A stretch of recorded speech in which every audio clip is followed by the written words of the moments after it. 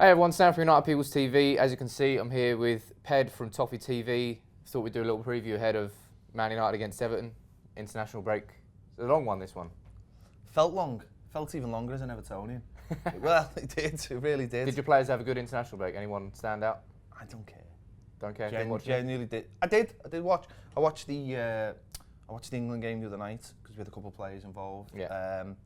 Also a couple of bits of it. Romelu Lukaku scored for Belgium, but to be honest, I wasn't taking that much notice because there wasn't that much on the game, really, because obviously they're all friendlies. Yeah, but going into the game, you've had our number for the past couple of years up until that game early this season. That game when we made you look like absolute world beaters.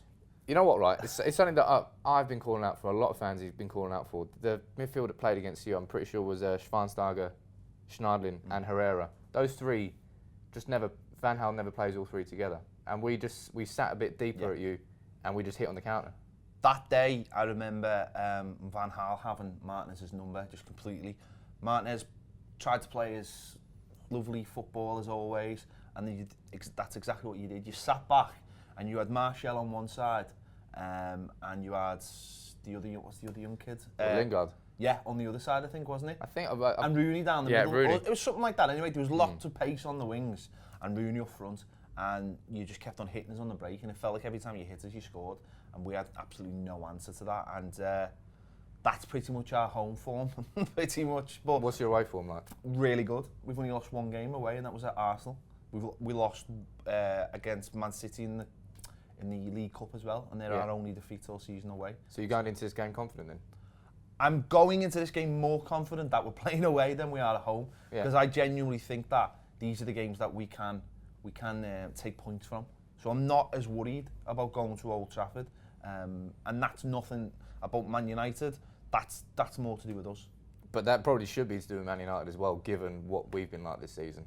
We're so up and down. It's unreal. Yeah, you are, but that's very much like us. I mean, we are the ultimate up and down team. We have good performances and generally get beat. So that's even worse. I think with Manchester United, you can put your finger on the problem a lot more than you can at Everton, or you certainly at earlier stages in the season. Yeah, but the worst part is you can put your finger on it. You can see exactly what's wrong, but Van Gaal doesn't. It's like Van Gaal can see it as well, but just ignores it and just keeps going on. We've got one of them as well. So, but I think as a fan, it's a lot easier when you can look at a situation and go, I know what's wrong. And if the manager doesn't spot it, then you can start saying, well, it's time for the manager to leave. And actually, we're starting to get that at Everton now, where as fans we feel like we have got an idea what's going on now, and the manager doesn't want to recognise it, or it's going against the manager's principles. So he feels like, well, yeah, but this is what I want. So I think it's going to be a very interesting summer for both of us. You've finally got new ownership, which has been a long time coming. Very long. And United are just going to be headliners again because Van Gaal's going to go. It's going to be another year of transition. We've spent, 250 million on a squad, and you can see gaping holes. And there is every chance that we're going to come after Lukaku. And I think you're going to charge a high, I don't know, you're probably talking 60, at least 60 for him, really. Well, he said he wants Champions League football, number one. So I think as an Everton fan, personally, I'd be disappointed if he left us for a club that wasn't going into the Champions League. Yeah.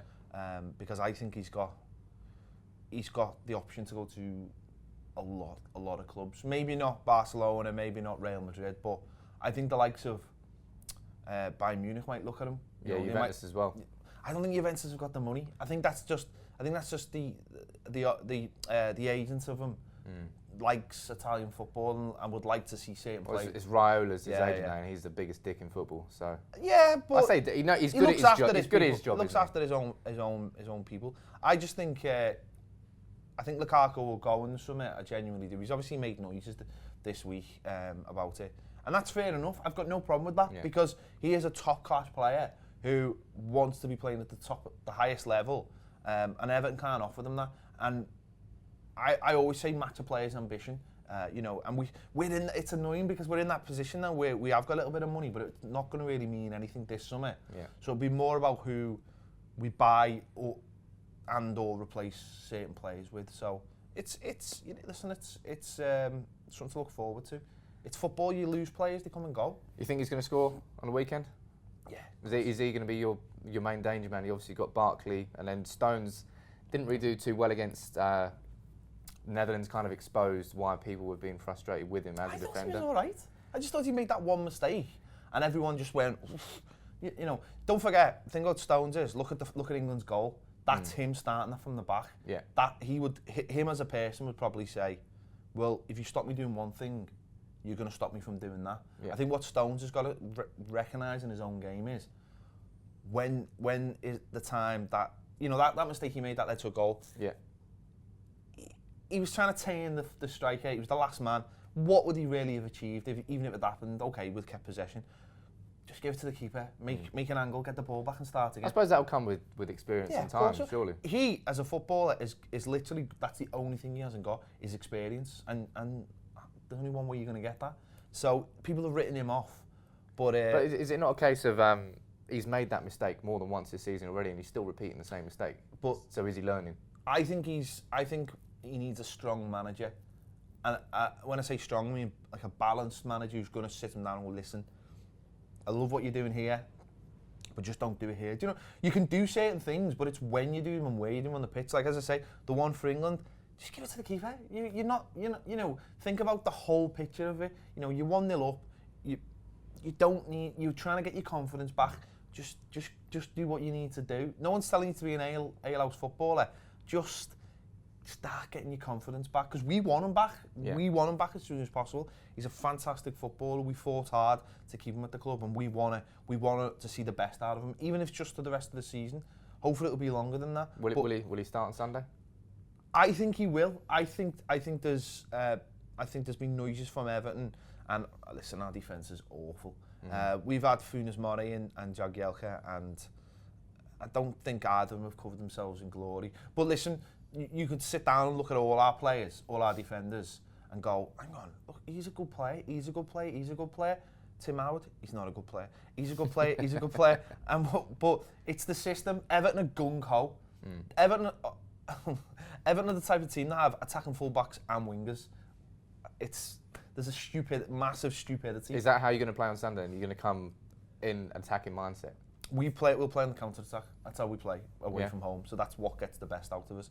We'll probably play we'll play.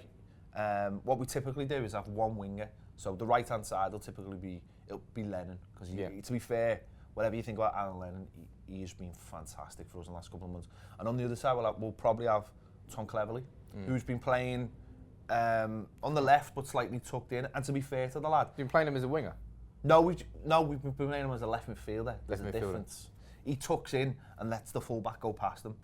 And to be fair, he's done the job really well. You know, again, no, whatever anyone thinks of Tom Cleverley, he's done a really good job for us at Everton. He's not outstanding, but he's been a regular 7 out of 10, and I've been impressed by him. So we'll have no Barry, which it's bad news for us. It's not. It's bad news for us, because actually he just sits in front of the back four, and he's one of the only players we've got who's got a brain. He uses all his experience. You know, you seen him against Chelsea a few weeks ago. He was the one winding Costa up, but he wasn't doing it in a nasty way.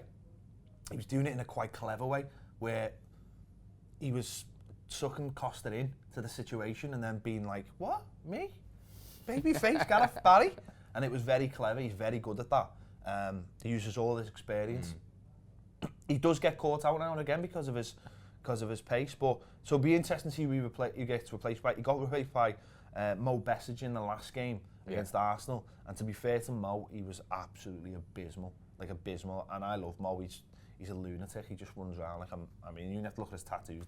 I think he's got his own name tattooed on his neck. He's mad. That's a big sign. But he played in the international window, so hopefully he'll have a couple of games under his belt and he'll be a little bit more fitter. He is all action. I mean, with United, you sitting deep on the counter-attack is probably the worst setup that we can face, because that's when we get towards having loads of possession. We get near the edge of the box and we're like, all right, let's just pass it around. It's when we have to play with a little bit more penetration, a little bit of pass over the top, where you see Martial Rashford. And you've seen it's a pace in the youth is brought a bit back for United this season, and then we lost it again. And then it came back against City, and we're coming into it, off a really surprising win at the Etihad. I thought it was a good win. It's exactly Van Gaal in that, we had to replace our fullbacks that game because, Rojo was knackered, Darmian came on. But his substitutions in that second half, we have 2 fullbacks come on and a central midfielder. He tucked it, he sat deep.